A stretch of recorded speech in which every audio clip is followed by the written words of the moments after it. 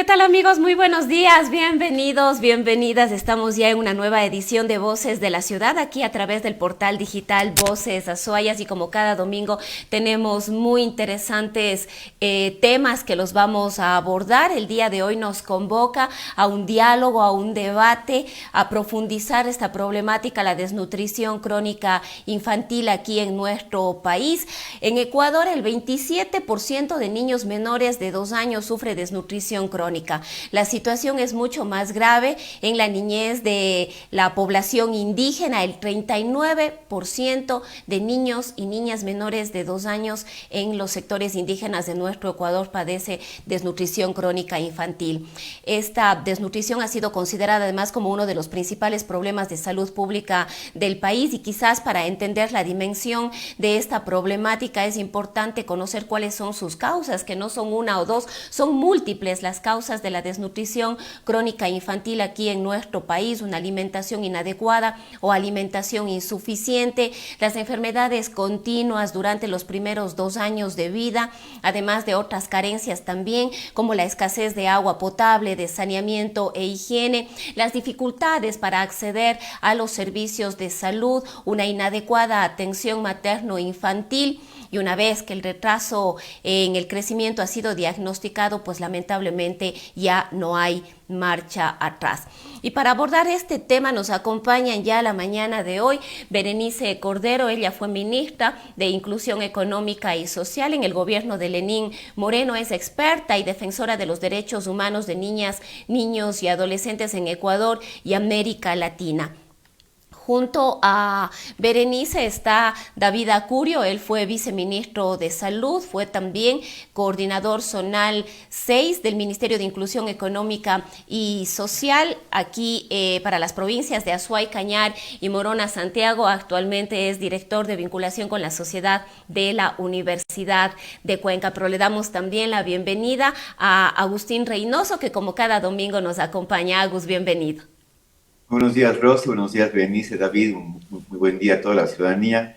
Es muy importante poder tocar un poco, apartarnos un poco de la política, que es lo que marca la inseguridad, la política, bueno, es un poco la pandemia, pero hay otros temas en agenda que no se están abordando y que precisan realmente un abordaje profundo y poder, digamos, profundizar al respecto. Bueno, sabemos que muy bien, según la UNICEF, 1 de cada 3 niños en el Ecuador sufren de desnutrición infantil crónica, desnutrición crónica infantil, ¿no? Sabemos que se trata de un problema multicausal que precisa el abordaje de varios sectores, ¿no? Y bueno, para eso se precisa también la asignación de recursos, pero sabemos muy bien que en esta...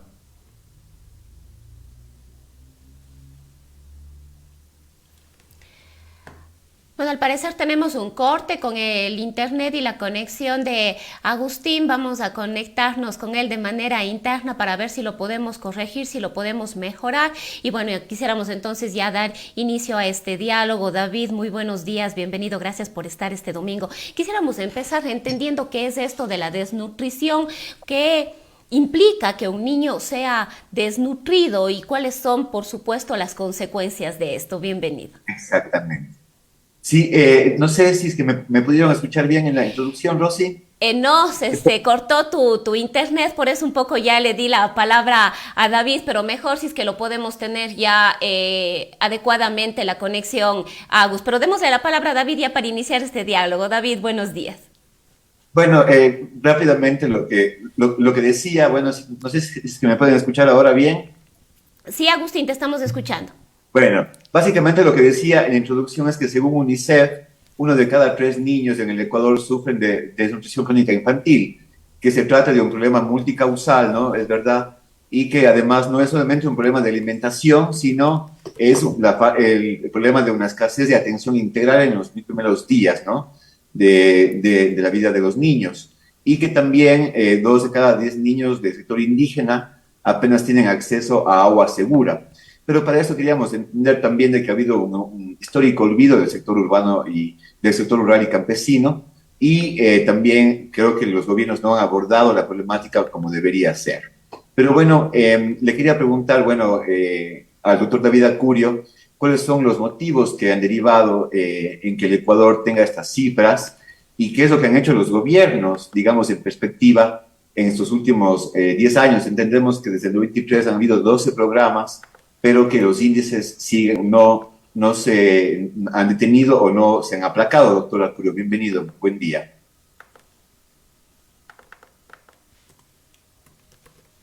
Muy buenos días, Agustín. Saludos a Rosana y un abrazo a la distancia a Berenice. Qué gusto poder compartir con ella este espacio. Quizá vale la pena ubicar que en el fondo la desnutrición es como una de las expresiones de un problema que debería tratarse conjuntamente, que es el de la malnutrición. Es decir, por un lado tenemos efectivamente 3 de cada 10 niños y niñas con desnutrición en menores de 5 años, pero por otro lado tenemos también alrededor del 9% de niños y niñas menores de 5 años que sufren de sobrepeso y obesidad. Y creo yo que vale la pena, ojalá el programa nos dé también la posibilidad de intentar manejar los dos elementos en esta conversación. Es decir, no hablar solo de desnutrición, que es un problema grave, pero también hablar de sobrepeso y la obesidad. Es decir, hablemos del conjunto del tema de la malnutrición. Y en ambos casos, efectivamente, Agustín, creo que el problema más fuerte del país es que los datos, las prevalencias, casi no se han movido en los últimos 25 años. ¿Sí? Los datos del 2008 de la encuesta de Ensanud y los datos del 2018 de la segunda encuesta de Ensanud prácticamente son los mismos. David, solamente le hago una acotación. Según las Naciones Unidas, desde el 93 en el Ecuador se han creado 12 programas para aplacar la desnutrición infantil, pero la curva sigue estable, es decir, no se ha avanzado en nada, ha sido pura demagogia. Yo creo que ahí hay dos cosas que algo hemos algunas veces intercambiado con Berenice. A mí me da la impresión de que un problema es que los programas de la política pública se han centrado en solamente el problema biológico. Es decir, como que la desnutrición se resuelve exclusivamente dando alimentación a extremos tan burdos como, ustedes recordarán, aquí en el Azuay, el vaso de leche.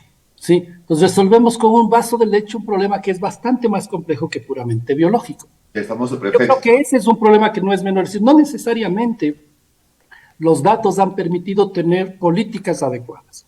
Mientras nosotros sigamos viendo el problema de la desnutrición como un problema solamente de la biología y del alimento, de la nutrición, estamos viendo apenas un punto del problema. Ustedes han planteado en la introducción que hay otros elementos que están alrededor. El tener acceso a condiciones básicas de vida, agua potable, alcantarillado, acceso a salud, educación, son parte de la misma problemática. Y yo he insistido en estos últimos años que además hay otro problema que todavía ni siquiera lo ponemos suficientemente bien en la mesa, que es el tema de la producción de alimentos.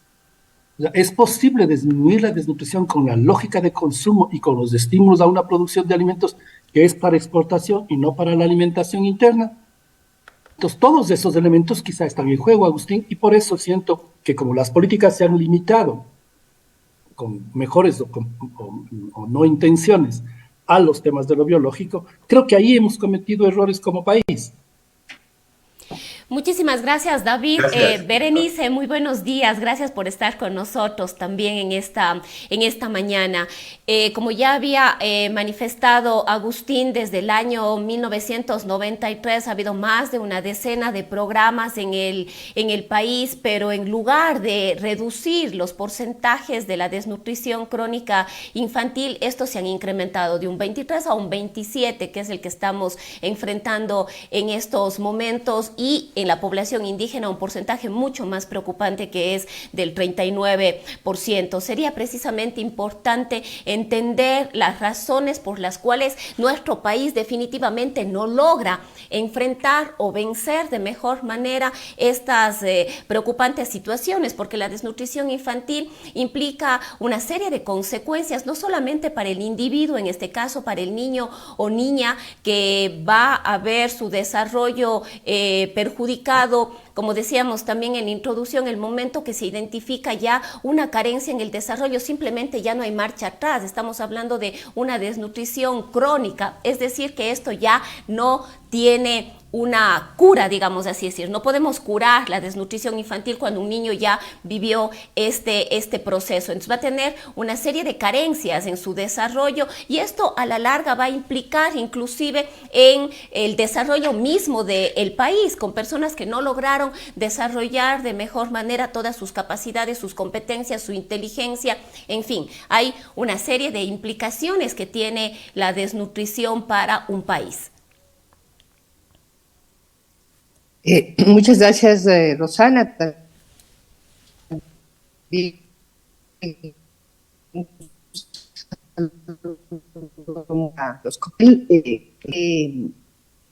principal problema del país, efectivamente, dentro de la malnutrición, como ha dicho David, es el tema de la desnutrición crónica infantil. Las cifras no son comparables. En el caso de la obesidad, que sería el sobrepeso, es aproximadamente el 8%, es decir, no llega, digamos, a un 10%, ¿no? A diferencia de la desnutrición que en niños menores de 2 años es del 27%, es decir, 3 de cada 10, en el otro caso es 1 de cada 10. Y el problema que tenemos con la desnutrición es un caso realmente de análisis respecto a la política por la selección de las intervenciones que se tendrían o que se tienen que hacer o que se han hecho y que no todas han dado resultado, ¿no? Ni en épocas del mayor crecimiento económico, ni en épocas de la más amplia reforma institucional del Estado a través de la desconcentración, ni tampoco en épocas de reducción de pobreza o inclusive ni con el proceso de descentralización, incluso momentos de estabilidad política que ha vivido el país, etcétera, ni con el mayor endeudamiento público que hemos tenido a lo largo de los años, la desnutrición crónica infantil ha logrado bajar. Como dice David, ¿por qué? Doctora, ¿por qué? ¿Por qué? Porque justamente es un problema, creo yo, que tiene que ver con al menos 3 factores. El uno tiene que ver con el consenso nacional sobre cómo abordar el problema. Sí, hay un problema de diseño de políticas desde mi perspectiva. En segundo lugar, hay un problema de, digamos, de intervención en el grupo de edad prioritario, ¿sí? Y en tercer lugar, creo que hay un problema de articulación de los actores del nivel central y del nivel territorial. Respecto al primer punto, como decía David, 10 años, 10 programas, 12 programas que han habido en los últimos años, también ha habido oportunidad de analizar eso, terminaron en distribución de alimentos, ¿no? Cuando, por ejemplo, se ve que la desnutrición crónica infantil, incluso en los quintiles más altos de la población, puede llegar a un 20%. Doctora, sí. Entiendo que usted también fue consultora de UNICEF, si no me equivoco. Quisiera que, bueno, antes de abordar desde el tema de la política pública, que nos explique un poco la naturaleza de este problema de salud pública. Entendemos que no es un problema de alimentación, sino es un problema de falta de atención integral en los niños en los 1000 primeros días de vida, lo que supone lactancia, acceso a agua segura, un plan de vacunas adecuado y bien controlado, controles médicos y acceso a alimentos adecuados. Doctora, no sé si nos puede explicar un poco la naturaleza. Sí, la naturaleza de la desnutrición es justamente lo que tú acabas de señalar, es la integralidad. De hecho, la comida y los alimentos son importantes, pero no son el único factor que incide en la desnutrición crónica infantil, y esto afecta a toda la capacidad, ¿no?, de conexiones neuronales, a la plasticidad del cerebro para el aprendizaje, y tiene consecuencias en la economía, tiene consecuencias en el aprendizaje, y de hecho ya se han hecho estudios en el país, y me parece que por ahí en el año 2005 Paxson y Shady ya establecieron que al menos casi 27,000 estudiantes repiten los años escolares por razones asociadas a la desnutrición. Además, también se ha establecido que al menos hay una diferencia respecto a los ingresos, un 22% de posibilidades de aumentar el ingreso o un niño sin desnutrición, a diferencia de un niño con desnutrición. Entonces, la diferencia es una tasa de retorno de aproximadamente $30 en la inversión. Esto ya es un análisis internacional. Entonces, volviendo a la idea, respecto a los programas de alimentación, de lo que estamos diciendo es que inclusive se dirigieron al grupo de edad que no corresponde al tema que estamos tratando. Es decir, el programa que se consolidó, la política que se consolidó, es el programa de alimentación escolar, que trabaja de los niños de 3 y los adolescentes hasta los 18 años. Los niños, sí, el programa de alimentación escolar, que tiene una cobertura importantísima y que tiene un propósito, que es la nutrición escolar, una inversión de $170 millones anuales. Pero esos menores de 3 años, que supuestamente o que debieran ser la prioridad, dado que también los estudios relacionados con la neurociencia, con la economía, con la pobreza, etcétera, determinan que esos primeros 1000 días de vida, desde la gestación hasta que el niño cumple 2 años, es el momento en el que se produce, de acuerdo a los análisis de la ciencia y de la neurología, de las neurociencias, es ahí cuando se produce, la expansión del cerebro para el aprendizaje o el desarrollo del capital humano. Entonces, primer problema, no ha habido un consenso en el país sobre cuál es el grupo de edad prioritario, ¿no? Todavía incluso yo creo que se debate si es que, bueno, y con David hemos analizado esto, si el problema es o qué capacidad tiene la política pública de abordar globalmente la malnutrición. Primero entonces está el problema de la edad, luego el diseño de la política, como ya se ha señalado, y de acuerdo a los análisis que se han hecho, es claro que en algunas provincias del Ecuador, por ejemplo, Carchi, toda la Sierra Central, la provincia de Santa Elena, que es una provincia rica en términos generales, es decir, no necesariamente la producción, por ejemplo, en esa provincia, es una provincia pobre, Santa Elena o Morona, Pastaza, presentan índices de desnutrición similares a África, ¿no? El promedio actualmente en América Latina de desnutrición ha avanzado muchísimo, avanzaron Chile, Perú, Colombia. Entendemos que Guatemala ocupa el primer lugar con el 43%. No encontré el dato de Ecuador, estuve buscando, no sabe... No, pues el dato de Ecuador es el que ya dijo David, es el 25... pero ¿en qué lugar se encuentra en América Latina? Guatemala ocupa el primer lugar. Sí, el segundo lugar. Ecuador no logra cambiar su situación, como digo, ni cuando ha hecho la mayor inversión social, ni cuando se desconcentró, ni cuando se descentralizó, ni cuando se endeudó, ni cuando creció económicamente. Doctor David, si es que en la época de bonanza que tuvimos en algún momento... El problema, decimos, es reducir, ¿sí? La pobreza tiene una reducción importante desde el año 2010. Bueno, sí. Sí, lo que le quería preguntar al doctor David es que si en la época de bonanza, cuando tuvimos, los precios del petróleo sobre los $100 por algunos años, en la que hubo una política pública, digamos, un poco más inclusiva en lo social, no se avanzó menos ahora que no hay inversión no hay inversión adecuada en salud y en saneamiento, ¿no? Ahora se han recortado los presupuestos para el tema social por el tema de los compromisos con el FMI. La velocidad promedio en la que el país logró descender las tasas de desnutrición era como el 0,5% anual, desde el 88. Creo que en el periodo de mayor inversión social, en los años entre 2007 y 2014, estuvo cerca del 1%, pero de nuevo descendió. Este momento, en realidad, prácticamente desde el 2016, estamos estacionados. No hemos logrado bajar más. Yo quiero ahí hacer algunos complementos a lo que planteó Berenice. A ver, primero el debate de desnutrición, sobrepeso y obesidad.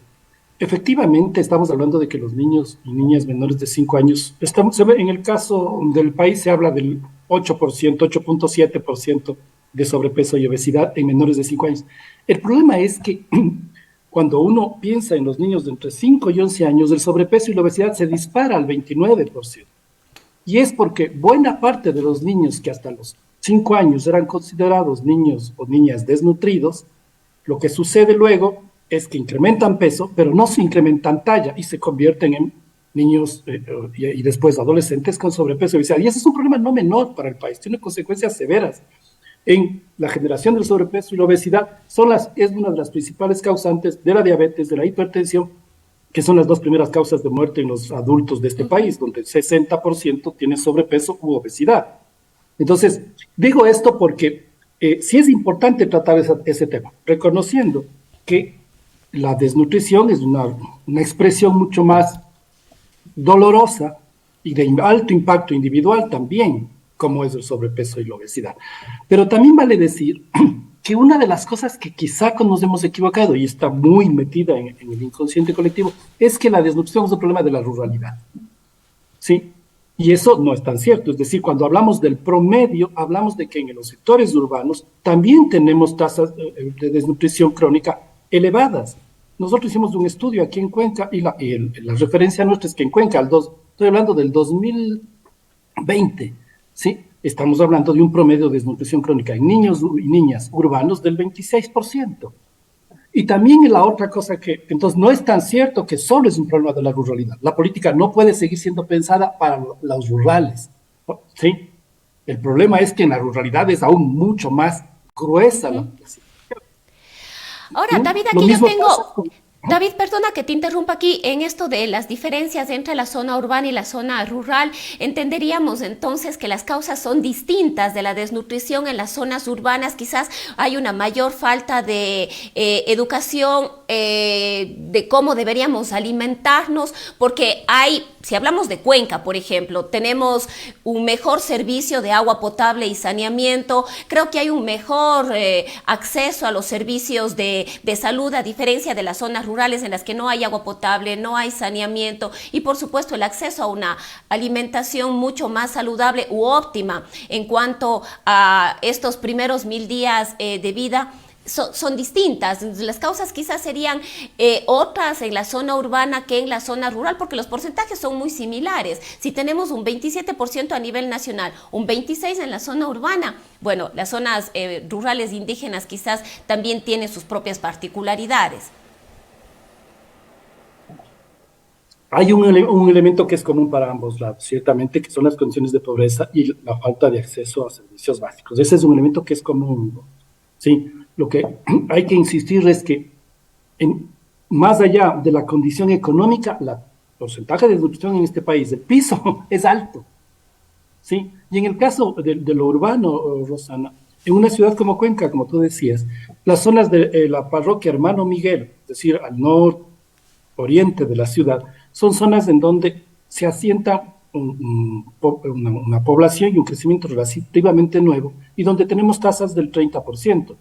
Tenemos tasas en Cuenca en donde los niños y niñas que son hijos de los jefes de hogar son obreros o subempleados, llega casi al 40%. Entonces, sí hay una relación con las condiciones económicas, sin duda. Ese es un tema, pero habiendo esa relación con las condiciones económicas, cuando pensamos en la perspectiva de la política pública, el tema es que no se puede pensar que es solamente una política para la ruralidad. Dos, Bere planteaba hace un momento el tema de las edades. Es enormemente preocupante que la desnutrición crónica sea más alta en los menores de 2 años que entre 3 y 5 años.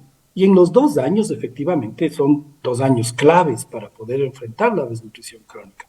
Y el sobrepeso y la obesidad también. Sí, la otra cosa que me parece que es necesaria abordar es que en la perspectiva de los programas y de las condiciones reales en que la población está viendo, si uno tuviera 4 niños o niñas desnutridos al frente de nosotros, uno de ellos tendría además sobrepeso y obesidad. Es decir, coexisten los dos problemas.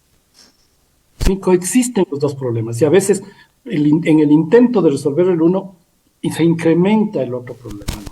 Entonces, creo que es clave el poder trabajar ciertamente en el mejoramiento de ingresos, ciertamente es necesario tener servicios. Ahora que tenemos menos servicios, lo más grave, Agustín, puede ser no solo que no esté bajando la desnutrición, sino que no le estemos midiendo, que no tengamos la información siquiera. Eso sería mucho más grave para el implemento de políticas públicas. Con la Berenice cuando trabajamos juntos, nosotros habíamos planteado, ella siempre ha insistido en una cosa que yo creo que es un modelo que es válido, sí, el tema de un trabajo nominal, es decir, saber quién es exactamente el niño que tiene sobrepeso o obesidad, no solamente saber el número. Y mientras no tengamos eso como una política pública que articule los datos de educación, de salud, de inclusión económica y social, de producción agrícola, pueden ser varios esfuerzos y varios recursos invertidos sin que logre concentrarse en ese nivel de lo concreto. Y el otro debate que yo creo que es más general que la acción nominal, individual, que es el debate de regular los tipos de consumos que se implementan. El problema es que el sobrepeso y la obesidad es cada vez más un problema de los más pobres, porque es una comida de más fácil acceso y más barata. Y esa es una cosa que sí tenemos que verla, como consecuencia precisamente de no tener accesos adecuados a la alimentación. Gracias, David. Berenice, este tema que usted ya le planteó hace un instante y que quizás es uno de los problemas fundamentales también para poder enfrentar de mejor manera esta problemática de la desnutrición es la falta de integralidad en su tratamiento y la falta de coordinación entre las distintas instancias e instituciones que deben tener a su cargo el tratamiento o involucramiento mucho más profundo en esto. David decía, necesitamos saber quiénes son y dónde están los niños que tienen estos problemas de malnutrición, sea desnutrición o sea obesidad. Pero hay niños que ni siquiera tienen cédula, es decir, no existen en este país porque no están registrados ahí. Hay una tarea del registro civil. Hablamos de saneamiento y agua potable, esas son tareas de los gobiernos autónomos descentralizados. Hablamos de otros elementos que es el acceso a buenos alimentos, a alimentos de calidad. Ahí están las prefecturas, pero también está el gobierno central y todo el tema de la salud a través quizás del Ministerio de Salud Pública y otras instancias. Pero podemos creer entonces que cada uno está trabajando por su cuenta, porque quizás en alguna localidad vemos un hospital enorme, bien servido, bonito, pero los niños no tienen acceso a agua potable. Entonces quizás tenemos acceso a un buen hospital, a una buena infraestructura, pero los niños van a seguir teniendo constantemente enfermedades gastrointestinales, parasitarias, que les va a llevar a problemas de este tipo. Falta esta articulación precisamente para poder conocer quiénes son estos niños y en dónde están y cuáles son las necesidades urgentes que de manera particular y específica tiene cada uno. Sí, muchas gracias, Rosana. Bueno, primero, ya aprendimos, ¿no? No es solo alimentos y el programa, la política que se consolidó, como dije, es alimentación escolar, que no toca el grupo de edad prioritario. En segundo lugar, la desnutrición está muy extendida en el país, ¿no? O sea, por ejemplo, las provincias de Manabí, Guayas y Pichincha prácticamente concentran el 50% de los niños desnutridos en el país. Cada año nacen 300.000 niños. Entonces, estos son niños potenciales candidatos porque la desnutrición comienza, todos nacen igual, a menos que hubiera un problema de desnutrición intraútero, pero en realidad la mayor parte nace en las mismas condiciones y el mismo potencial. Es a partir de los 6 meses de edad cuando los niños comienzan a desnutrirse. Ahora, el tema de la pobreza obviamente está relacionado, ¿no? Claro, si la pobreza es extrema, no, ya alcanza la desnutrición alcanza al 40% de los niños que estén en esa condición.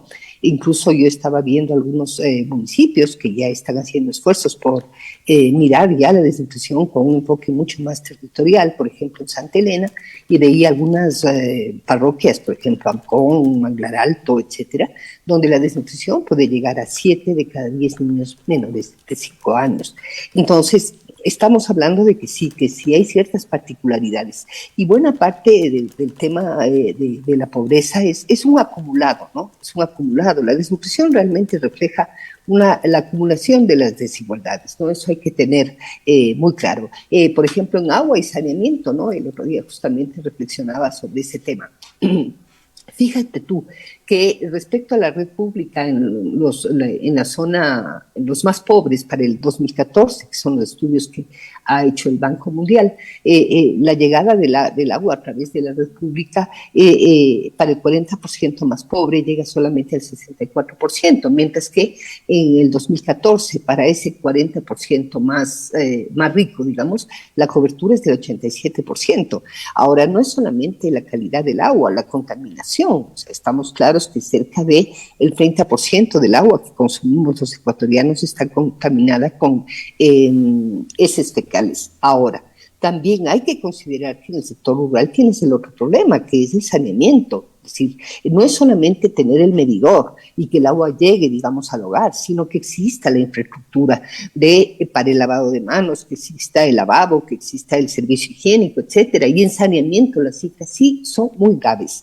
El 37%, sí, termino esta idea, el 37% de los más pobres, solo un 37% tiene acceso a saneamiento, que es decir, alcantarillado y servicios sanitarios para saneamiento, mientras que en la población con más recursos esa cifra llega al 74%. O sea, a la larga, aproximadamente entre las familias más pobres, cerca de un 24% realiza sus necesidades fisiológicas al aire libre. Esto lo que provoca en los niños son diarrea, es diarrea, se enferman por la falta de agua segura. En el oriente es por agua contaminada, las actividades mineras, petroleras han desencadenado una contaminación enorme, pero también las juntas de agua que operan básicamente en el sector rural, que son 3.000, tampoco te ofrecen agua segura. Entonces tienes un problema de agua. Sí, yo creo que el país tiene que pasar, en el caso de los gobiernos, 60% de los GAD dependen del gobierno central, ¿no?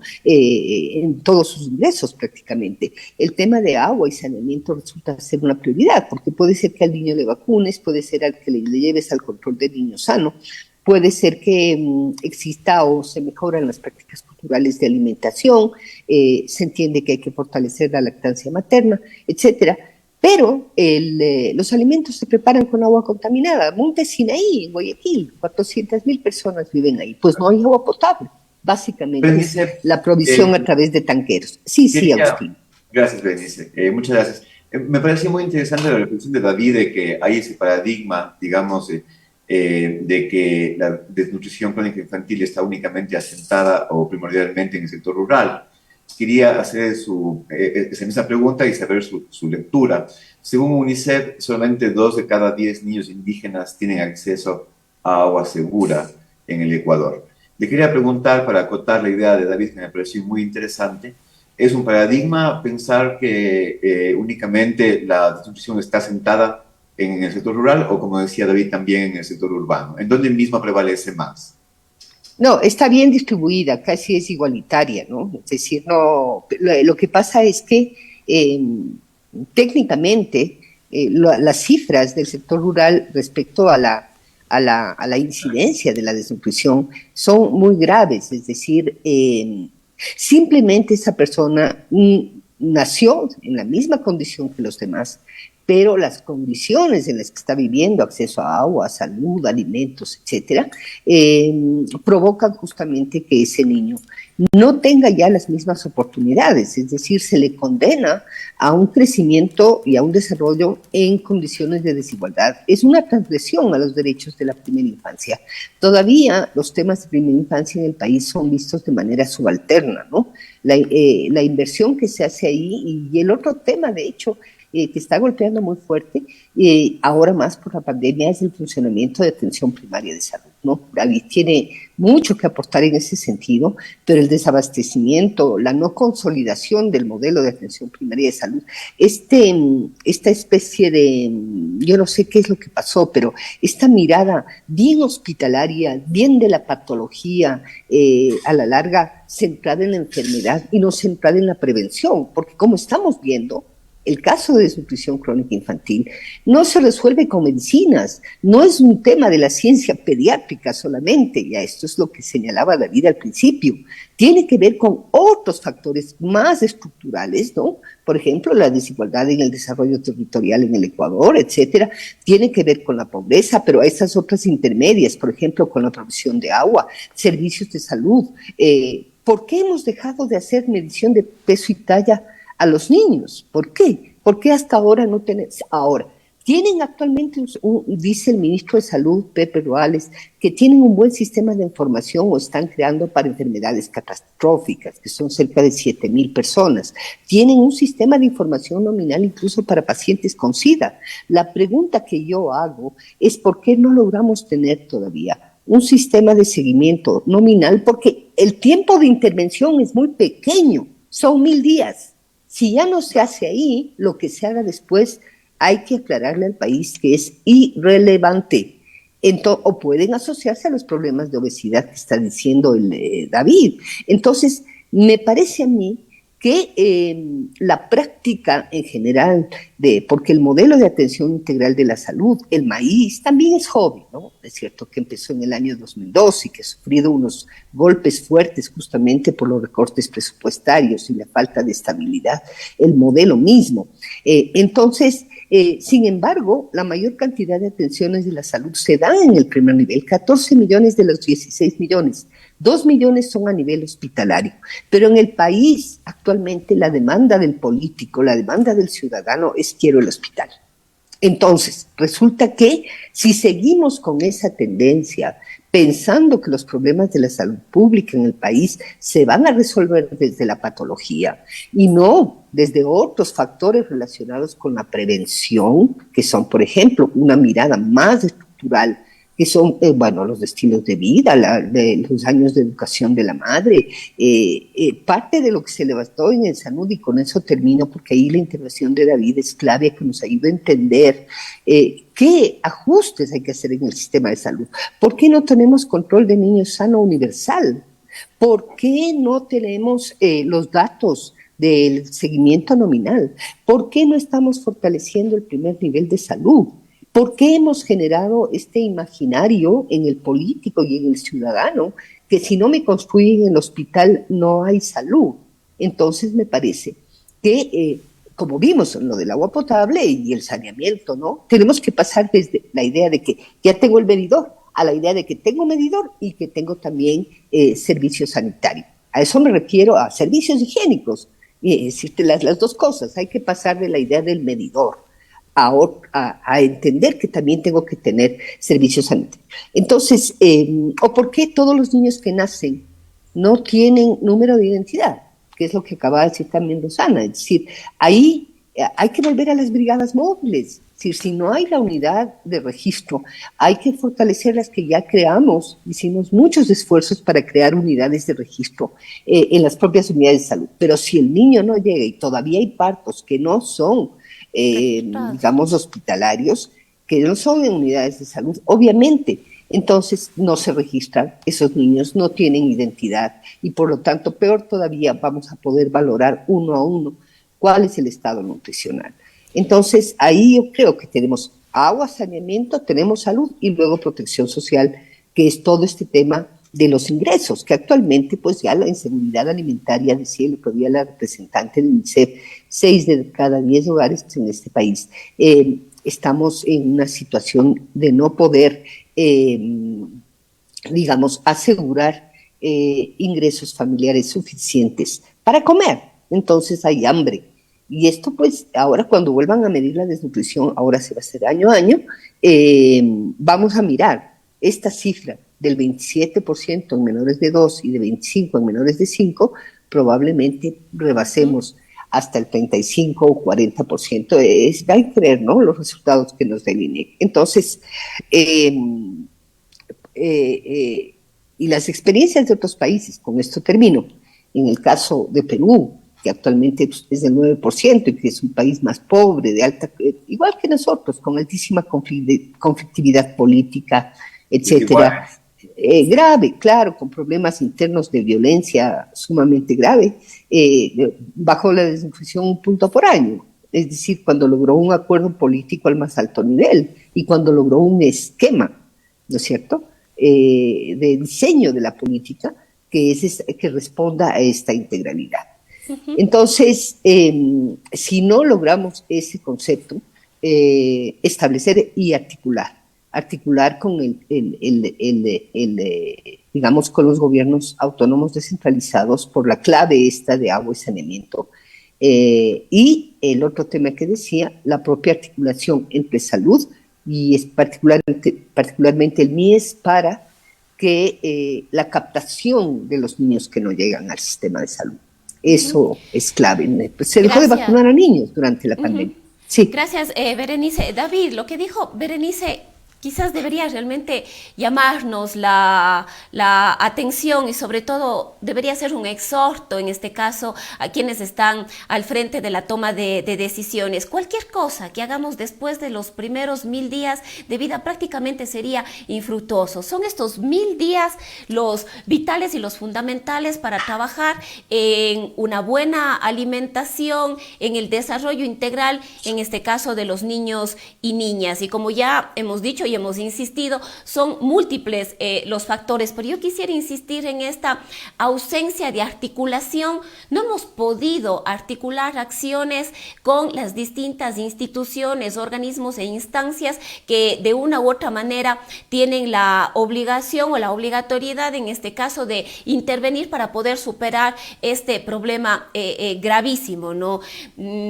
Veía algunos datos que 8 de cada 10 hogares con niños están en la pobreza y tienen dificultades para acceder a alimentos. Y quizás esta pobreza es una de las causas principales, ¿no? No podemos acceder a una alimentación y quizás le damos a nuestro niño un buen plato de arroz y con eso se llena, pero no se está alimentando de la manera adecuada. Y cualquier cosa que suceda en estos primeros 1000 días va a tener otras consecuencias. Y esto que yo no había sabido o previsto, más bien, es que podemos pasar a la obesidad, precisamente porque, como digo, con un gran plato de arroz muy probablemente nos llenamos, pero empezamos a ganar peso también.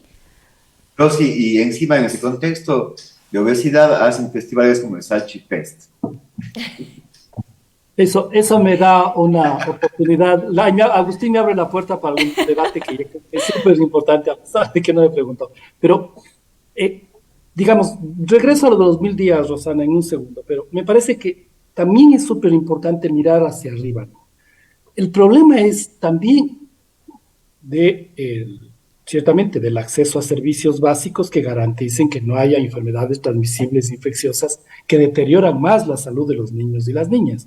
Cierto, yo creo que el esfuerzo, la campaña que está haciendo Berenice en torno al tema es súper importante en ese sentido.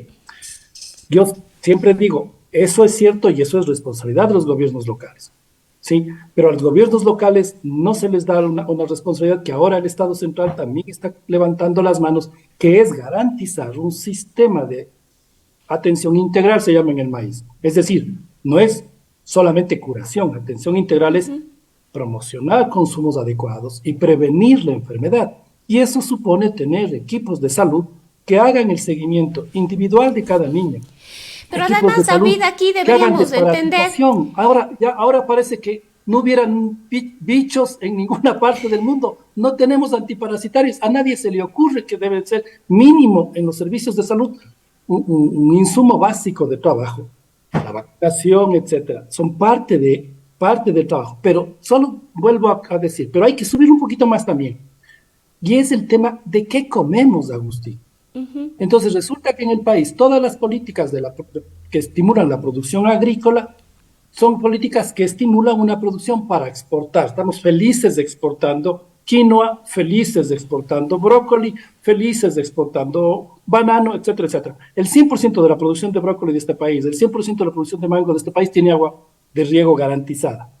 Y la producción del maíz, y la producción del frijol, y la producción de los productos de consumo no llega ni al 30% de agua de riego. Y si revisas los datos en torno al crédito y a los incentivos a estos productores, no existen. Entonces es un país que no está pensando en la producción de comida para su gente, sino en facilitar y estimular la producción externa. Y eso hace entonces que también se estimule una dieta cada vez menos estructurada, menos consolidada en la infancia, que termina siendo esta idea de consumos de alta concentración calórica. El arroz es un ejemplo interesante, los fideos, Rosy, pero los fideos, ahora estos ultra rápidos, ¿no? Que que parecen harina,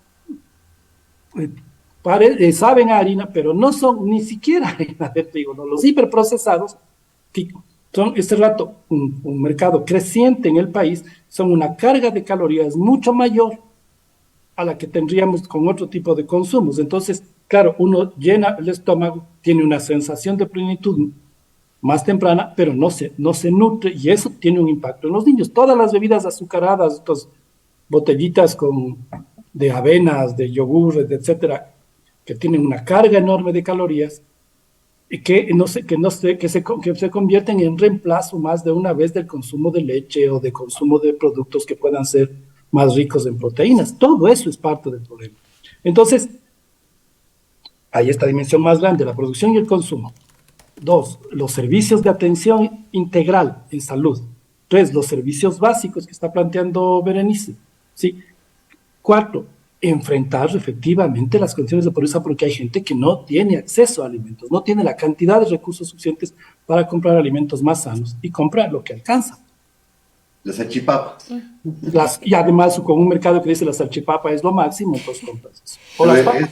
Pero David, todo esto nos lleva de alguna manera a otros debates que deberían ser también muy profundos y quizás no se los ha discutido tanto, que es el de la soberanía alimentaria. Entendemos que se está trabajando una nueva ley en la Asamblea Nacional, pero este también es otro de los temas que deberían surgir y salir desde la academia y desde otros sectores que de alguna manera deberían aportar. El tema de la soberanía alimentaria, que estamos viendo que es una de las causas y los problemas precisamente de esta malnutrición. Creo que el debate de la soberanía alimentaria y la desnutrición es casi que una esperanza de salida, ¿no? Es decir, creo que si nosotros fortalecemos las condiciones de soberanía alimentaria, ¿no?, y nutricional, podemos enfrentar en mejores condiciones los datos de desnutrición y sobrepeso que tenemos hoy. Hay que apostarle a esa relación más directa entre una producción de alimentos más sana, más cercana, y un consumo de alimentos también cercano a las familias y a los hogares. Creo que ese es un debate que quizá es aún más claro cuando piensas en la mirada más integral de la malnutrición, porque entonces ahí puedes trabajar no solamente la producción de alimentos y el consumo adecuado y el acceso de garantías de salud para los menores de 2 años, para estos 1000 primeros días, sino también para los que son un poco más grandes. Yo estoy de acuerdo en tu pregunta inicial y la posición que tiene Berenice en el sentido de que los 1000 días son claves, pero no es que después de los 1000 días no puedes hacer nada. Tienes menos impacto, pero tienes también que hacer cosas. Gracias, David. Berenice, quisiera hacer una pregunta. Bueno, dentro de los datos que he estado revisando, según la CEPAL, que es la Comisión Económica para América Latina, luego de la pandemia, la pobreza se incrementó en América Latina en 22 millones de pobres. Entre pobreza y pobreza extrema es un dato hasta julio de este año, llegando ya a tener 209 millones de pobres entre pobres y pobreza extrema en el Ecuador tras la pandemia. ¿Cómo podría influir? Sabemos que esto va a tener un impacto a mediano y largo plazo.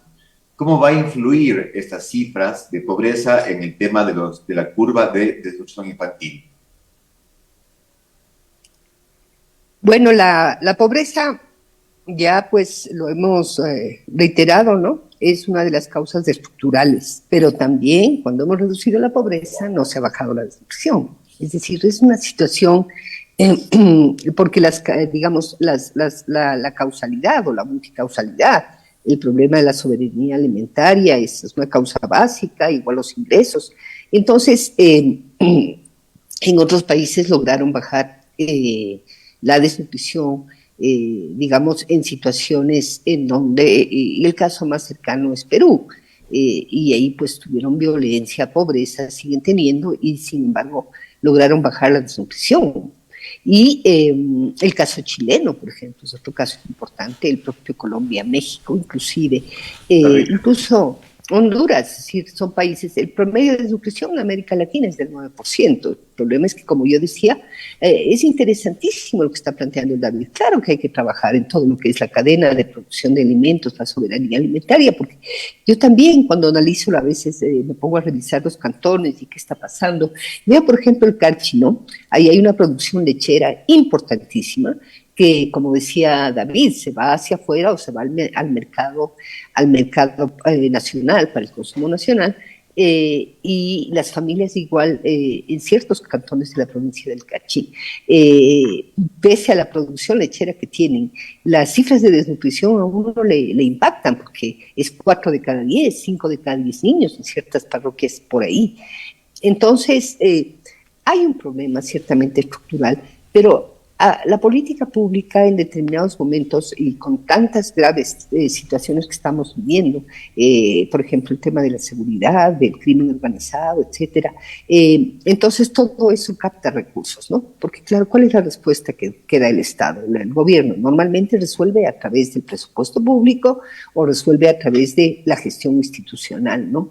Los acuerdos políticos con la Asamblea, cambio legislativo, etcétera. Esas son las formas de resolver. Entonces estamos en un escenario en donde hay que escoger, es decir, el país no puede ser todo a la vez, estamos en eso clarísimos, no puede, son demasiados elementos, ¿no? Este es un país que no crece. Colombia creció, es decir, pese a que con la pandemia vino para atrás, Colombia vuelve a crecer al 16%.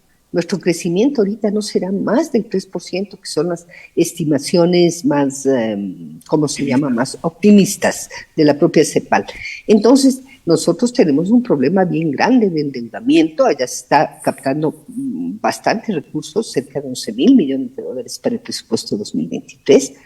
Entonces, es de un presupuesto de cerca de 35.000 millones, un presupuesto pequeño. Entonces, tenemos un problema estructural de crecimiento en la economía y sí tenemos que priorizar. Ahora ya nadie discute, por ejemplo, que la educación básica universal es obligatoria. Nos escandaliza cuando estamos durante el día transitando y encontramos un niño que está fuera de la escuela. Uno se pregunta inmediatamente, ¿cómo así este niño está fuera de la escuela? El problema de la desnutrición es, hay una diferencia de 5 centímetros entre un niño desnutrido y un niño no desnutrido. No es visible ni para la propia familia que está viviendo con un niño desnutrido, ni para el actor político, porque claro, eso no es obra de construcción, no inauguran hospitales con eso, no inauguran hospitales, no. Entonces, el político quiere como resultados inmediatos. Y estos resultados, claro que se pueden dar también en el corto plazo, un año como Perú, bajar un punto la desnutrición, es posible, pero para eso se requiere un respaldo político de más alto nivel, es decir, en el que el presidente de la República realmente tenga el compromiso. El presidente de la República tiene que asegurar que la inversión, el modelo que se ha gestionado hasta el momento, esta idea de el paquete mínimo, o sea, sí es doloroso, digamos, como ciudadana, que tengamos que establecer un paquete mínimo que tiene que cubrirse obligatoriamente por parte de las entidades de salud, que básicamente es el cuadro de vacunas, el control del niño sano, el control de las madres gestantes. En ese sentido, yo sí creo que hubo que priorizar, porque si es que no se prioriza este tema y se logra educarnos como ciudadanos y entender que tenemos que trabajar en esa causalidad, no vamos a avanzar. Hay temas intocados, como está diciendo David, o sea, ya no hacemos campañas de desparasitación, no estamos trabajando el embarazo adolescente directamente asociado con la desnutrición crónica. Entonces, tenemos unas causalidades intermedias, ¿no?, que están ahí, que no son las básicas sobre las que quizás podamos operar de otra manera. Bueno, la falta, sí. Antes de darle la palabra a Rosy, quería aportar algo. Más bien, este gobierno está haciendo recortes en presupuestos de salud y educación.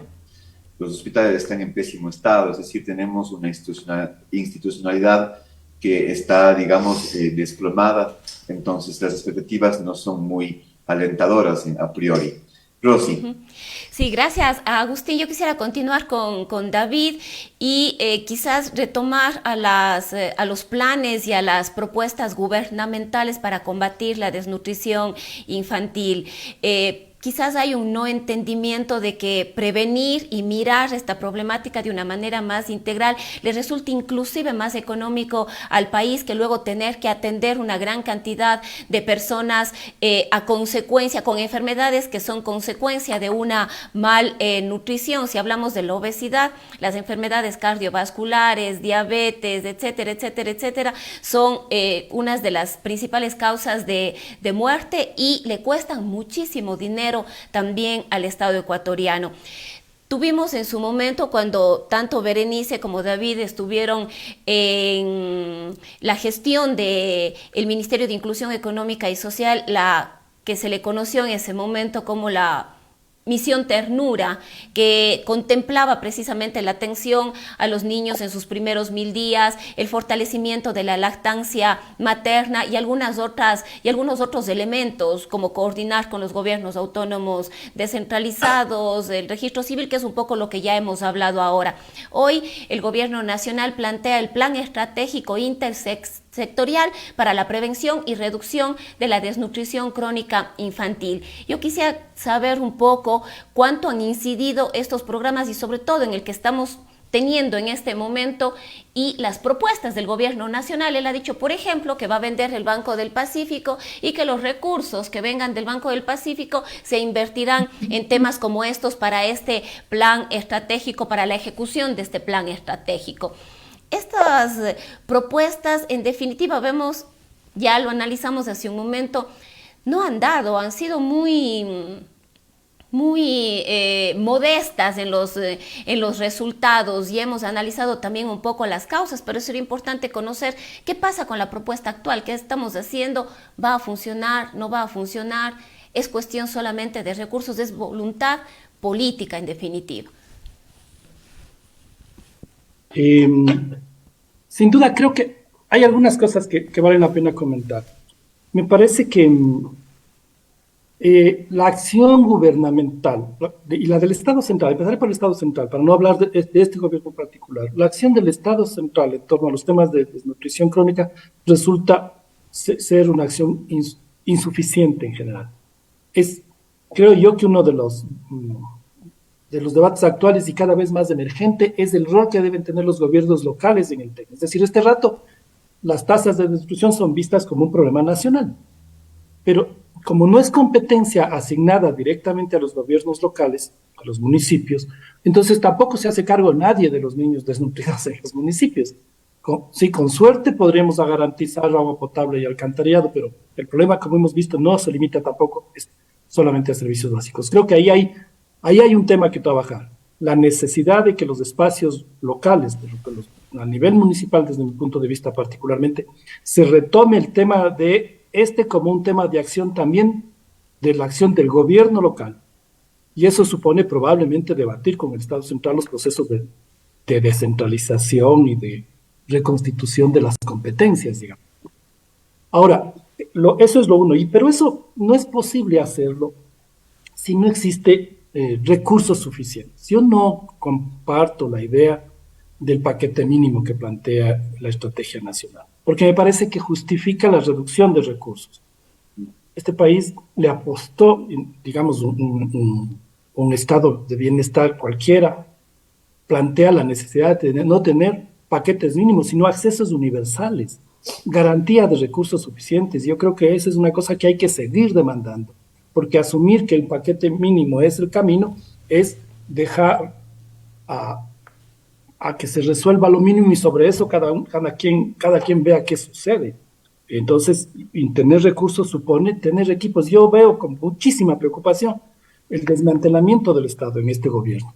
Y ahí sí hablo de la política del gobierno. Es difícil pensar que una estrategia nacional para enfrentar la desnutrición sea exitosa en un contexto en donde se disminuye el presupuesto general, se disminuye la cantidad de equipos básicos de atención integral en salud.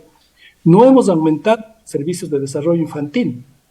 Berenice decía un momento, todo el país ha apostado a la universalidad de la educación básica. Sí, pero no hemos apostado a la universalidad de la educación inicial ni a la universalidad de los servicios de desarrollo infantil.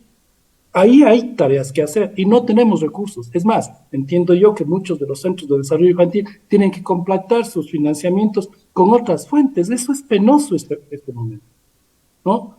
Entonces, no siento que la política gubernamental sea exitosa en una estrategia en donde se disminuyen los presupuestos para las entidades responsables de salud, inclusión económica y social, agricultura, y se concentra en paquetes mínimos de atención, de nuevo, desde mi punto de vista, centrada demasiado en lo individual, en lo biológico, ¿sí? Y aspirando que el financiamiento se complemente con donaciones, con aportes de organismos no gubernamentales o el sector privado. A mí me parece que eso es un suicidio. O sea, para hacer política pública hay que tener recursos públicos y los recursos públicos tienen que expresarse en presupuestos permanentes, ¿sí? No en donaciones, porque entonces ya le pasó a este país, entre los 80 y los 2000. Una de las cosas más dolorosas es que teníamos que sostener los programas con deuda. Entonces, y no funciona ese mecanismo. Ahora, David, insistiendo quizás en este tema de lo económico, estas propuestas de tenemos que vender el Banco del Pacífico para con esos recursos financiar el programa que va a combatir la desnutrición infantil. Tenemos que avanzar en la es pretexto. Tenemos que avanzar en la focalización de subsidios porque el dinero que se va en focalización de subsidios podría ir a política social, pero vemos que eso tampoco ocurre, tampoco sucede. Buscamos ahorrar con algunas acciones como decía, bajo el pretexto de que esos recursos van a ir a combatir temas como estos, el de la desnutrición infantil, pero en definitiva no vemos una política pública que empiece a definirse y que sea además a mediano y largo plazo. Sí, creo que la desnutrición ha sido utilizada como justificación, como pretexto político más de una vez, ¿sí? Y no es posible imaginar, ni justificar, ni dejar pasar la posibilidad de que entonces la venta de los activos del Estado o de los datos personales a la banca sería bueno porque eso nos da recursos para atender los problemas de salud. Esa no es una vía. Los más viejitos debemos de acordar, teníamos nosotros un impuesto al tabaco que teóricamente era destinado para los programas de atención a la tuberculosis en este país. Sí, entonces, claro, es una contradicción enorme. No puede financiarse así. Tenemos que tener programas, insisto, permanentes de políticas de largo plazo que sean lo suficientemente integrales para enfrentar la complejidad del problema, ¿sí? Y que además cuenten con los recursos. Y los recursos no solamente son porque a ratos cuando uno escucha en los medios lo de los recursos asume que es para los insumos, para los alimentos. No, los recursos en este caso son para tener personal que acompaña. Estas son cosas que requieren la presencia de profesionales atendiendo en el cuidado infantil, en la alimentación, en el cuidado de la atención médica. Y eso es parte de una propuesta que debe ser consolidada.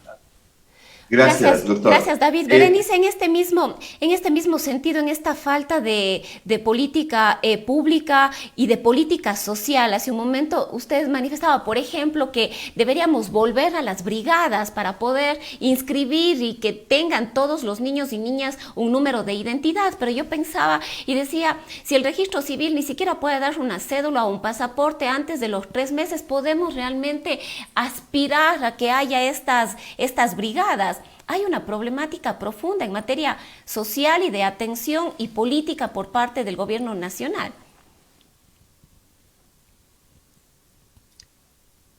David ya lo dijo, ¿no? Nosotros hemos pasado, el otro día reflexionaba sobre esto, los últimos 40 años hemos pasado de ajuste en ajuste, es decir, el ajuste es estructural. Hay que bajar el gasto, el déficit fiscal y ese es el propósito, ¿no?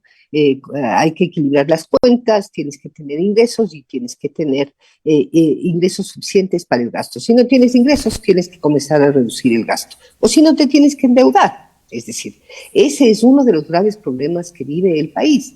Y ahora estamos viviendo también otro ajuste. Es decir, estos son acuerdos con el Fondo Monetario que se han diseñado prácticamente desde la década del 80 y el país algunos otros países de la región también. Es decir, esta es una región que está sometida permanentemente al ajuste fiscal.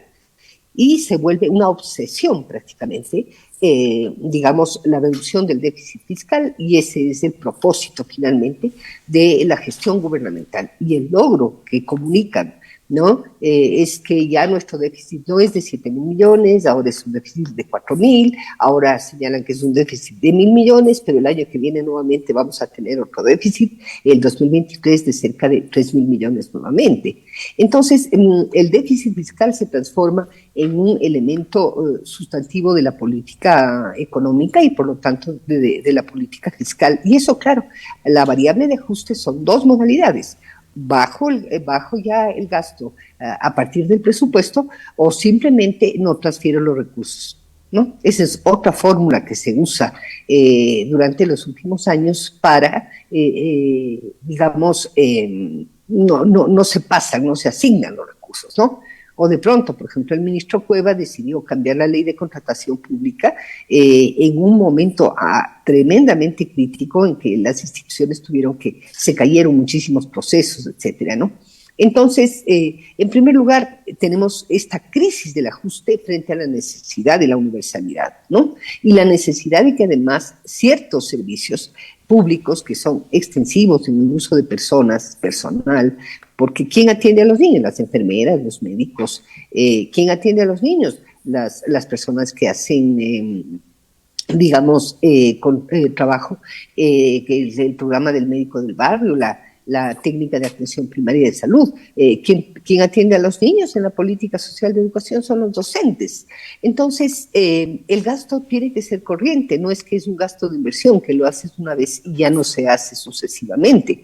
Entonces, tampoco es el problema de creer que a través de los proyectos de inversión o del endeudamiento se va a solucionar el problema de la falta de recursos en el sector social.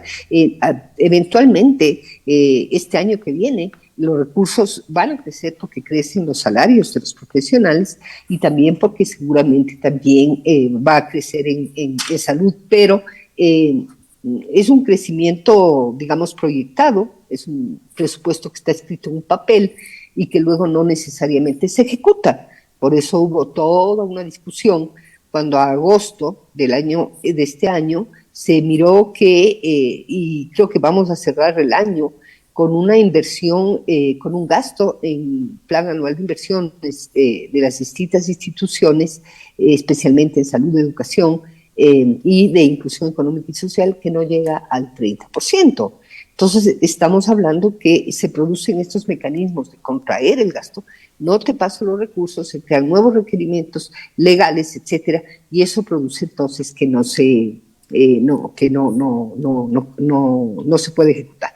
Entonces, la discusión, Brasil, por ejemplo, redujo la desnutrición crónica, pero claro, tenía una mirada también de universalidad, es decir, la conversación que yo creo que tenemos que tener es sí a la universalidad, porque es el acceso a las personas a los servicios básicos es un derecho humano. Los niños tienen derecho a vivir libres de desnutrición crónica. Si es que tampoco hay esa mirada desde el marco constitucional en el diseño de la política económica, de la política social, me parece que también ahí hay un problema de comprensión de los actores políticos. Pero tenemos que llegar a un convencimiento de cuáles son esas prioridades y qué es lo que tenemos que hacer. Es decir, cómo vamos a financiar, por ejemplo, porque básicamente los recursos, que de los programas de inversión que se están haciendo corresponden a salud, ¿no? O sea, eso, al fortalecimiento del sistema de salud, a tener médicos, enfermeras, técnicas de atención primaria de salud, para tener insumos para las vacunas, etcétera. Es básicamente eso.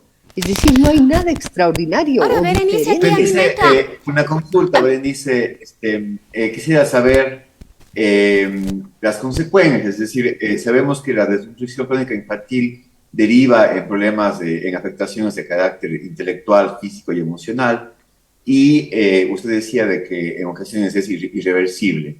¿Cómo afecta eso en el futuro? Digamos, si hay problemas intelectuales, físicos y emocionales, ¿cómo son esos chicos de grandes? ¿Cómo afecta al tejido social? ¿Y qué tanto y en cuánto puede derivar ya incluso en problemas de comportamiento e inseguridad? Hay estudios longitudinales, bueno, aquí en este país es más difícil hacer estudios, seguirle a una persona durante 20 años, por ejemplo. Es difícil, las universidades todavía tienen que, y el país en general, diseña a veces la política pública a ojo de buen cubero, es decir, sin uso de la evidencia. Lo que personalmente pienso es que hay que trabajar más con evidencia, con datos duros para poder informarnos y decir las cosas como son. Entonces, los estudios longitudinales lo que demuestran es que no hay las mismas posibilidades de inserción en el mercado laboral. Hay problemas de desempeño escolar que no son las mismas, no se dan en las mismas condiciones. Ya señalaba yo un dato de la educación, de la educación secundaria, 27.000 están asociados a la desnutrición.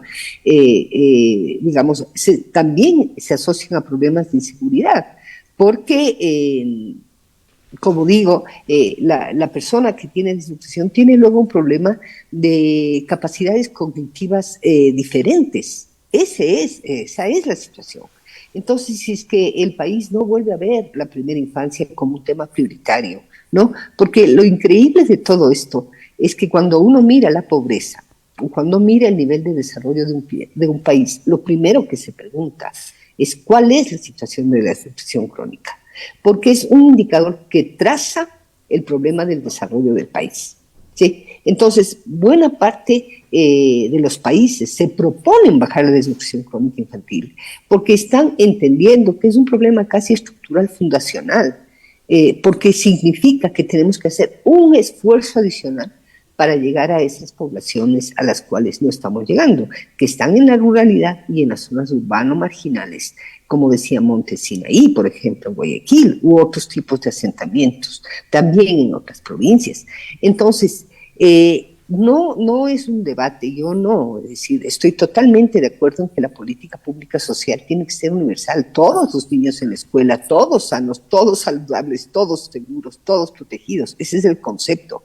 Sin embargo, me estoy refiriendo a un ámbito específico de la política pública, que es cómo abordar el problema de la desnutrición crónica infantil y cómo esto entra en la agenda pública.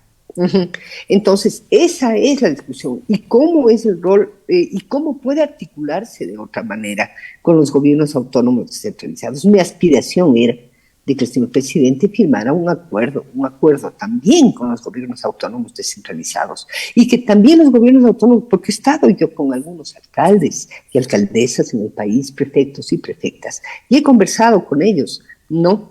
Y tienen un problema enorme también de rendición de cuentas, es decir, tampoco pueden, no es que la cosa es mejor, la falta de credibilidad, que hay en el gobierno central afecta también tremendamente a los gobiernos locales, porque también el uso que hacen de los recursos sin ninguna transparencia, sin ninguna capacidad de informar periódicamente sobre sus planes de trabajo, sobre sus resultados. Entonces también el nivel de credibilidad es muy bajo y esas prácticas, digamos, clientelares se reproducen a nivel nacional y a nivel local. Y todo eso hace que la población encuentre, digamos, fórmulas de solución de los problemas a través de sus propios medios y se distancie realmente de la posibilidad de ser parte de la solución, porque simplemente el nivel de confianza en la institucionalidad está tremendamente deteriorado. Entonces, en esas condiciones, la discusión no es no a la universalización, no. Los derechos son universales y ese es el piso mínimo que el país tiene, que está en la Constitución. Pero estamos hablando de que es preciso priorizar, ¿no? Y que este es un problema no resuelto, son demasiados años. Entonces, si no logramos resolver este problema en este gobierno que ha manifestado o iniciar la solución del problema, que ha manifestado que tiene la voluntad, ¿no?, de trabajar esto como una prioridad, entonces tienen que rendir cuentas también. Yo estoy preguntando desde hace algunos días a la Secretaría Técnica de Desnutrición Crónica Infantil que me diga cuál es el nivel de ejecución presupuestario. Pues no se logra. ¿Y esto por qué? ¿Por qué es así? Cuando cada 6 meses tienen que presentar su informe a la Asamblea Nacional y ahí ya se vio que en agosto era del 2% la ejecución. Entonces estamos teniendo problemas, ¿no? Entonces tiene que haber en el país una conciencia clara de que el gobernante, la persona que está en el ejercicio de la función pública, tiene que rendir cuentas y hablar, y contarle al país lo que está haciendo, porque está administrando recursos públicos. Entonces, ahí me parece que, y le decía el otro día, yo también en una reunión con el Banco Mundial lo decía, es importante que logremos hablar de cuánto estamos bajando la desnutrición, ¿no es cierto? Así como estamos hablando de cuánto estamos bajando el déficit fiscal. Es decir, si los ecuatorianos no comen de lo que se baja el déficit fiscal, no llega más salud ni educación bajando el déficit fiscal, ni esa es la única solución, ¿no? 40 años estamos en ajuste estructural y tampoco es que se soluciona el problema. Entonces, me parece que ahí sí tenemos que tener claridad que hay ciertas cosas que hay que hacer específicamente, ¿no? Muchísimas y este es uno de esos temas. Gracias, Berenice. David, sin duda alguna hay un problema de gestión, 2% de ejecución presupuestaria. Es algo que definitivamente debería sorprendernos y llamarnos la atención, pero la propuesta del gobierno nacional apunta al MSP, es decir, al Ministerio de Salud Pública y al MIES, con la idea de un plan integral que es atención materno-infantil, niño sano, vacunación, educación y consejería familiar. Pero vemos que este paquete integral no es realmente integral, de acuerdo a todo lo que hemos hablado la mañana de hoy, de todas las necesidades y las causas, en este caso de la desnutrición infantil. Vemos que es un problema de gestión, vemos que es un problema de falta de política pública, pero me pregunto un poco yo, ¿esto necesita, para que se logre consolidar, más allá de la voluntad política, por supuesto, se necesita nueva normativa jurídica para atender un problema específico como este? Hablamos, por ejemplo, de un código de salud, debería incorporarse temas de esta naturaleza, quizás más específicos, u otra normativa jurídica que permita esta mirada mucho más integral de una problemática que llevamos montones de años sin poder solucionar y que, de lejos de reducir los porcentajes, vemos que se están incrementando, o vemos que se han incrementado. Sí pueden haber componentes jurídicos que generen ciertas condiciones para enfrentar mejor el problema. Regulaciones o figuras legales que garanticen la producción de alimentos. Regulaciones, controles en el Código Orgánico de la Salud que te garanticen la posibilidad de que el Ministerio de Salud pueda controlar la calidad de los alimentos efectivamente y se pueda consolidar la figura del etiquetado semáforo, por ejemplo. Sí hay cosas de esa naturaleza que hay que hacer. Pero creo que si nosotros retomamos las estrategias de país que han sido exitosas, deberíamos decir que para enfrentar la desnutrición necesitamos, uno, recursos suficientes y necesitamos más recursos para atender salud, desarrollo infantil y educación. No podemos enfrentar eso sin ese proceso, porque eso garantiza un colchón de universalidad e inversión diferenciada para enfrentar las desigualdades preexistentes en la población indígena, en la población más pobre, en las madres adolescentes. A mí se me fue un dato que sí quiero colocarlo ahora. En el estudio que hicimos aquí en Cuenca, el 40% de niños menores de 5 años, hijos de padres o madres adolescentes, tienen desnutrición. Es decir, aquí en Cuenca urbana, prácticamente es el doble de riesgos de tener desnutrición si tus padres son adolescentes. Y ese es un problema que también está relacionado, que hoy no está en la conversación, pero que vale el dato. Pero entonces eso supone tener recursos y una mirada más integral para, como digo, tener un piso de universalidad y un énfasis en varios sectores de la población. La otra cosa que parece que no puede no tenerse en cuenta, se necesita tener transferencias económicas a los hogares que tienen problemas de desnutrición. Yo siempre comparto la propuesta de la idea de la renta mínima, o sea, transferencias para los más pobres basadas en una redistribución de los recursos de los que más ingresos tienen en un país. La renta mínima garantiza que la gente tenga que comer. No en vano, el primer objetivo de desarrollo sostenible de las Naciones Unidas se titula hambre cero. ¿Sí? Porque ese es un problema central a resolver. Si no resolvemos el problema del hambre, difícilmente vamos a resolver el problema de la desnutrición. Entonces, para mí ese es un tercer elemento, las transferencias. 4, significa tener servicios de atención primaria de salud y un primer nivel de atención fuerte, potente. Esta vez se desmontó los equipos de atención primaria de la salud y cada vez apostamos más a resolver las cosas de alta tecnología que son necesarias, pero es mucho más eficiente, mucho más barato fortalecer equipos de atención primaria, familiar, comunitaria de la salud.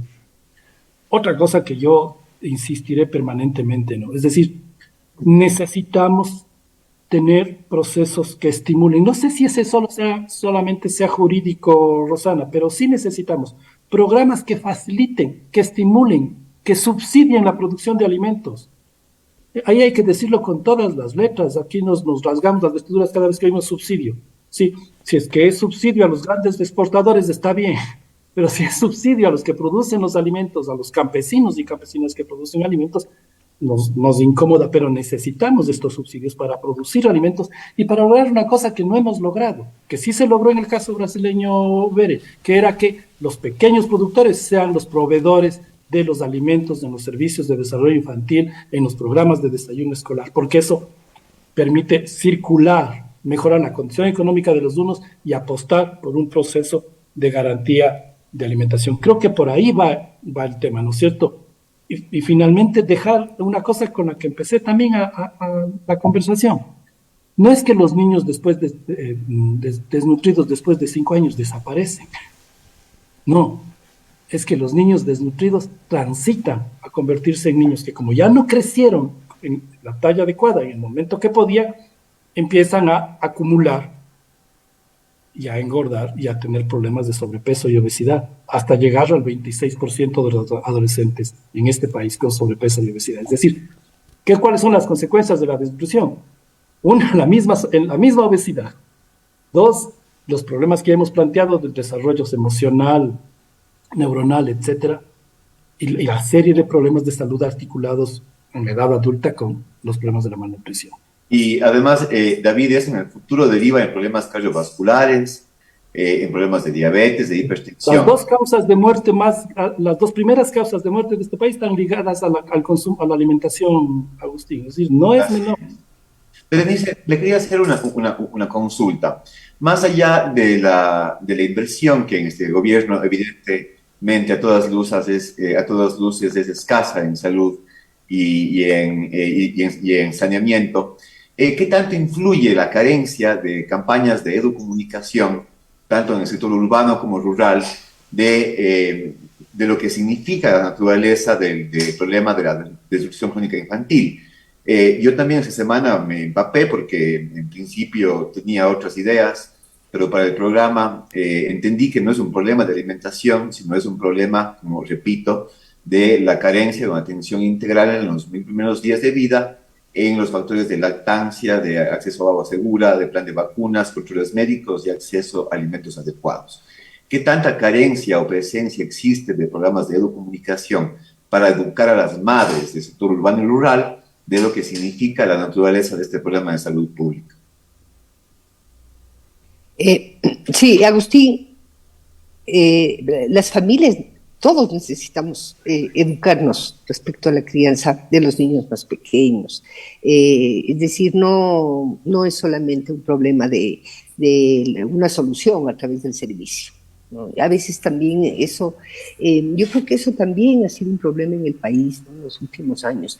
Esta idea de que para solucionar algún problema en el marco de la política social, lo que hay que hacer es abrir un servicio, ¿sí? Eso también creo que es un problema, y esta idea de que los padres no tienen una responsabilidad, y todo el tema de participación ciudadana prácticamente se ha eliminado de la estructura de gestión de la política social, ¿no?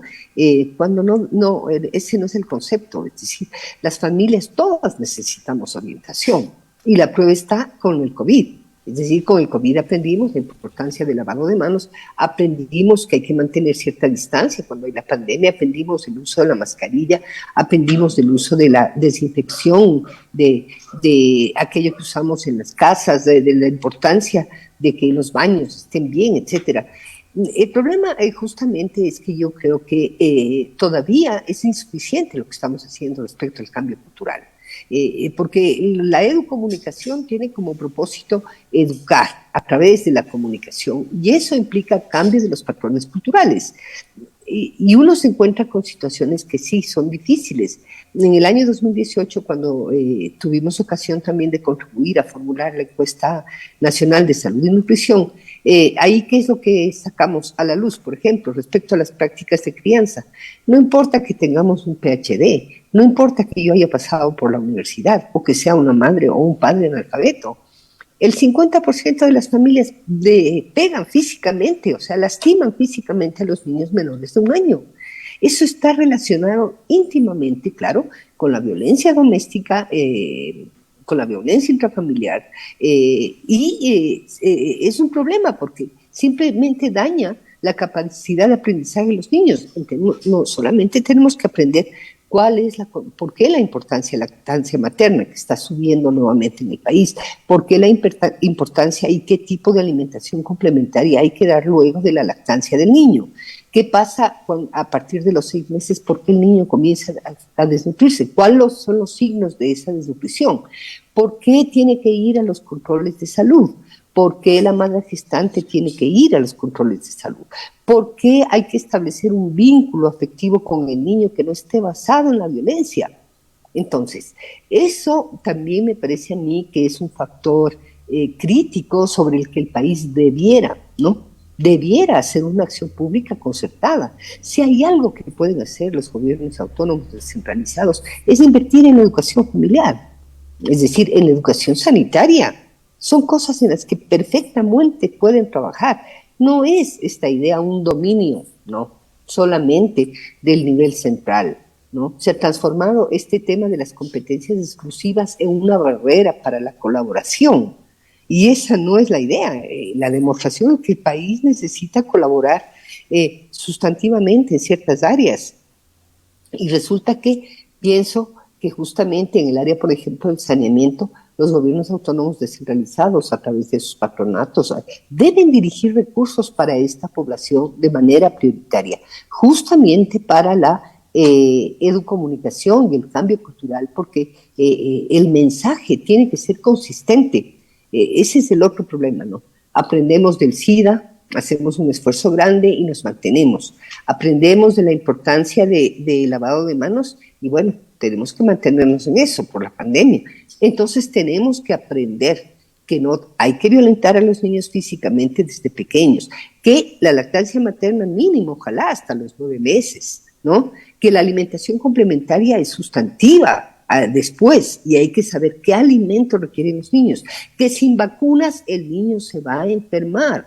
Es decir, esas son las cosas que tenemos que volver a aprender como en el año 1990.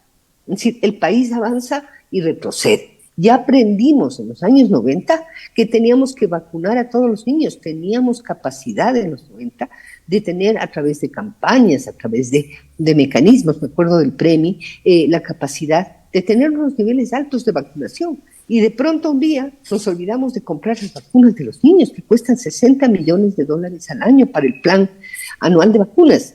¿Qué significa eso para el país?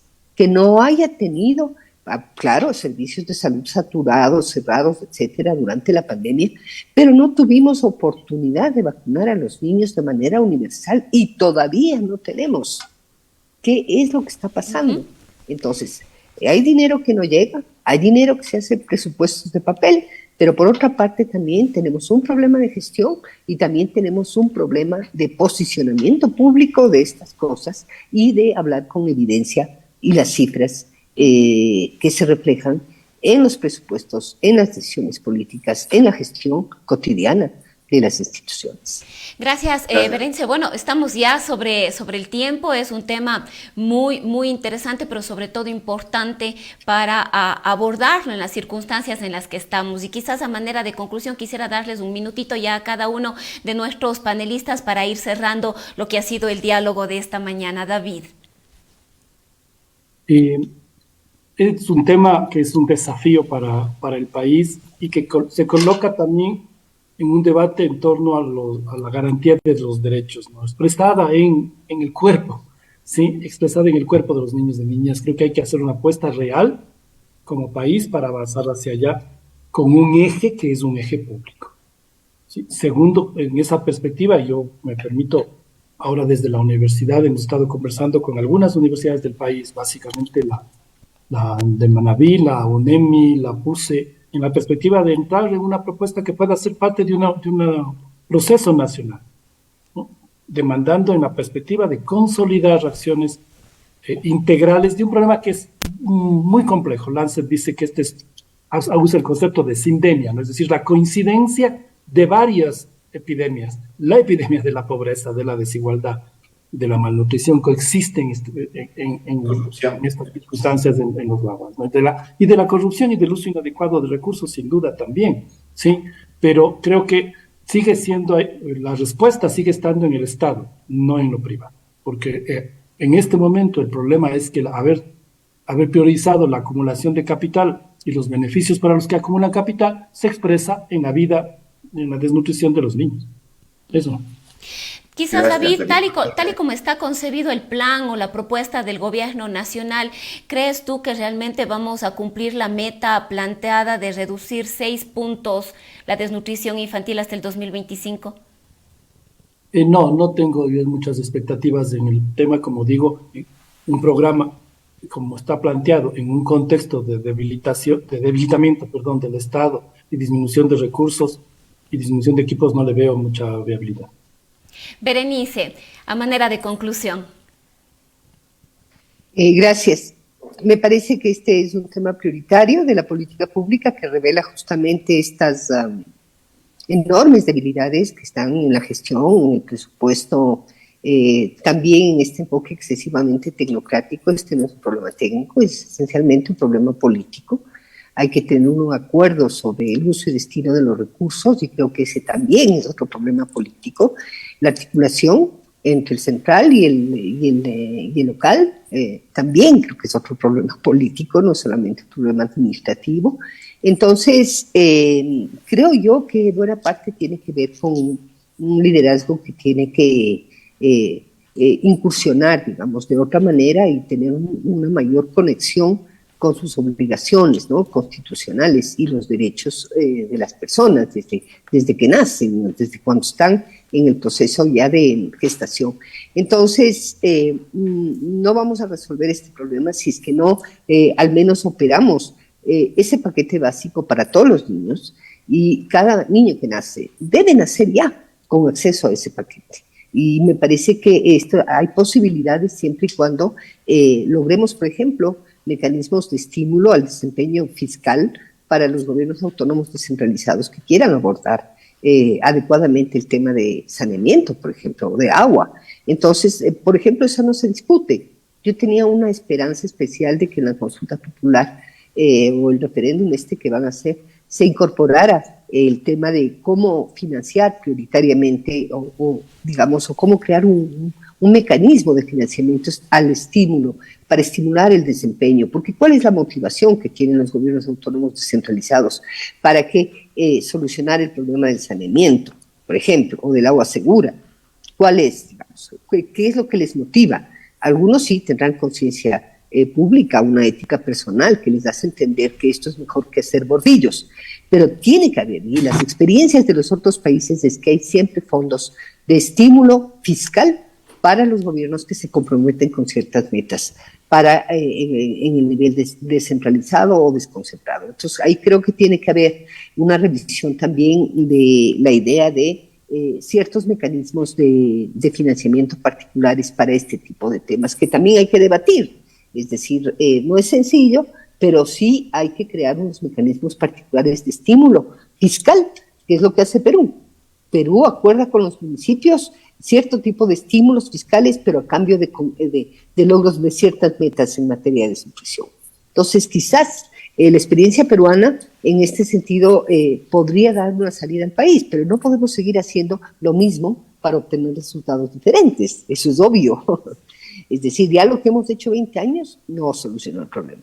Entonces, como dicen, pues no podemos seguir haciendo lo mismo. Entonces, tenemos que procurar cambios en la conciencia política, en la conciencia pública, posicionar como un tema crítico, y también cambios en la gestión.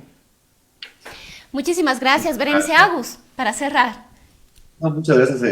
Agradecer a David, a Berenice, a ti, Rosy, igual. Sabemos que es un tema complicado. Yo tampoco tengo muchas expectativas, tampoco tengo mucha, digamos, esperanza en perspectiva, porque sabemos a todas luces que se ha recortado cristalinamente el presupuesto en salud y educación.